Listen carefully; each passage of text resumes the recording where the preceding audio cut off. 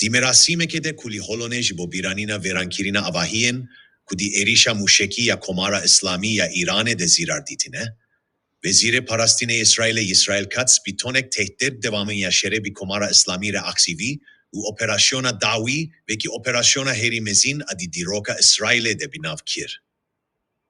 Vezire parastine İsrail'e viha domant. Medi demen berede rejima Ayatollah matmayı hiç diye, u planen mehene kudi peşeroje devan matmayı bikin. Vezire parastine İsrail Gates her visal iser rupela hueya liserix nivisant. Me asimane İran'e parçekir. Mesere heşt be hedef girt.